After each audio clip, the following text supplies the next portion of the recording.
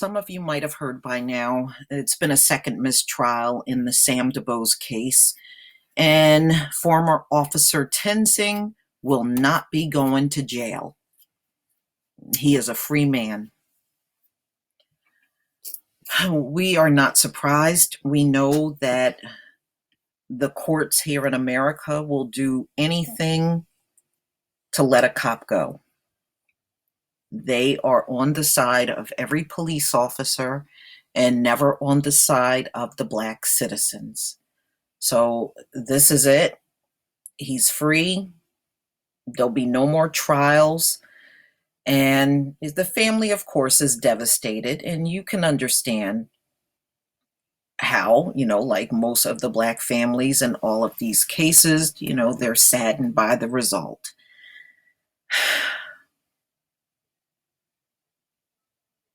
Maybe we need to consider what King David did whenever he was dealing with an enemy. He would call upon the Most High to kill his enemies. And the Most High did kill his enemies. All he had to do was ask. It's time to ask, Black people. Justice is not going to come by way of the courts. So we are going to either have to figure out how to bring justice ourselves or be a sitting duck.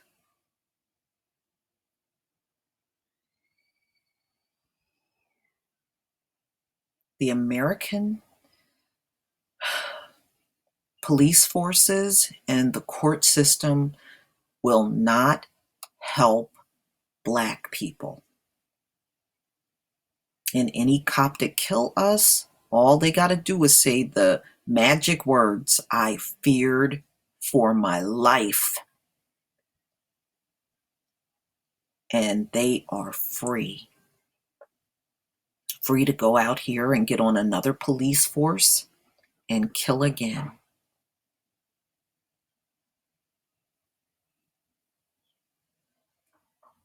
White officer's magic get out of free card is "I feared for my life." That's all he got to say. Teach them that shit probably as far back as the police academy. But he's a free man. Let me go ahead and roll this video.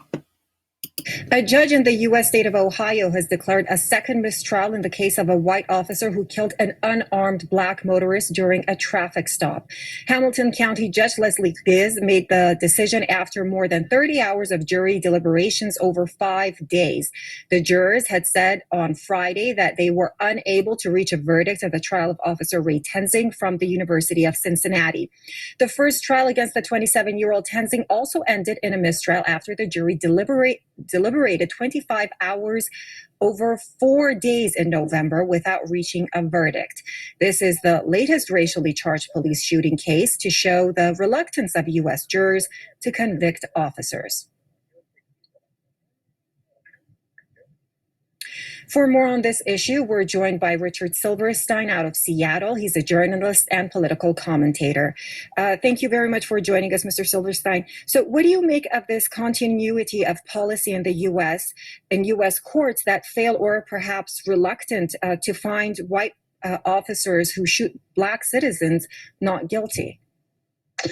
Well, I have to say that during the Obama administration, there seemed to be a beginning of a social transformation on this issue, and police officers were beginning to be held more accountable. Some were convicted, some were fired from their jobs for killing unarmed civilians or killing people in suspicious circumstances.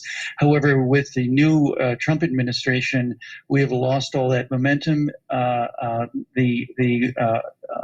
The sway has now gone back to the police. And as you said, citizens on juries are very reluctant to convict police officers, no matter what they've done, no matter how outrageous the circumstances.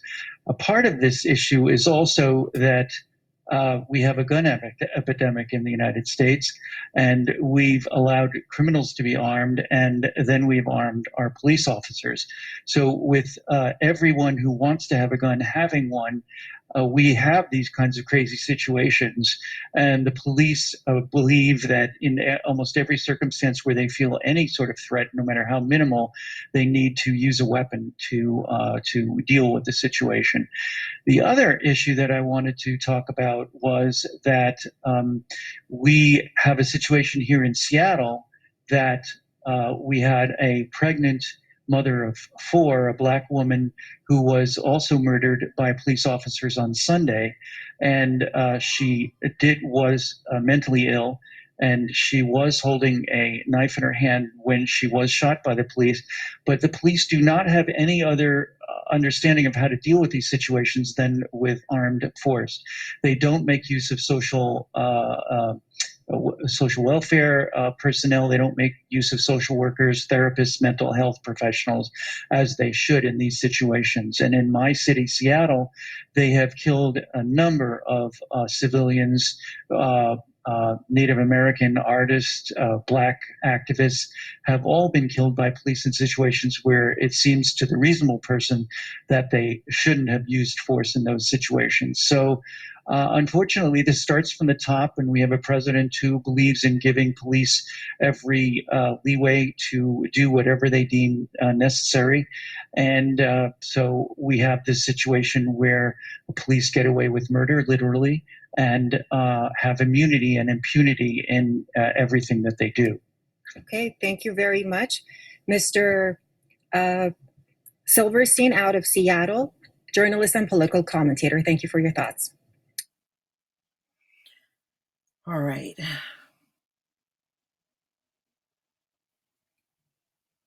You know, it's hard for me to even be disappointed because we've seen this so many times. But I just can't imagine how the family must feel.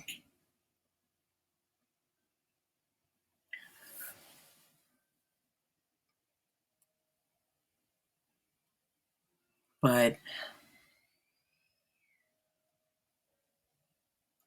we're in a tough position right now.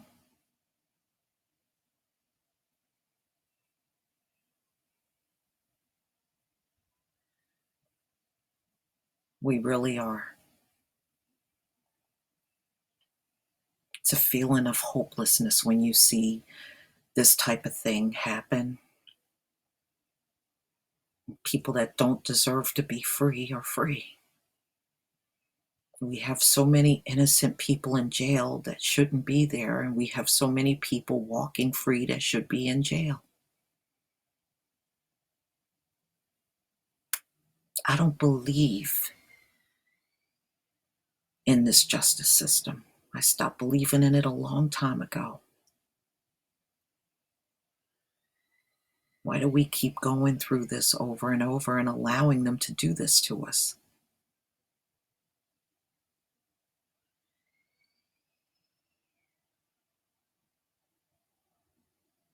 Or if we don't get the answer that we're looking for in their courts, then how do we go about getting justice when no justice is served time and time again? The worst part about this whole thing is this officer shot Sam DuBose and never checked to see if he was dead or alive. He didn't show no concern to whether he killed him or not. When that car rolled away, he didn't even walk down to see the condition of Sam DuBose, nor did he care.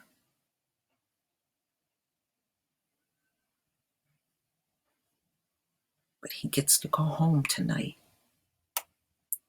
and be a free man. And he never have to worry about this case coming up again. Because the jury was deadlocked twice. He's a free man now.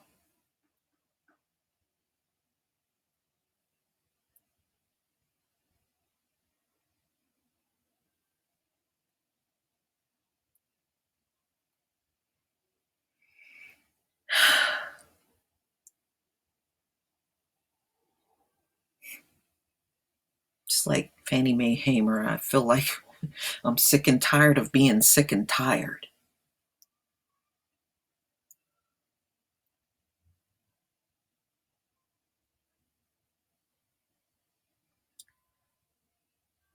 Please leave your comments and subscribe. And if you can donate to this channel, please do.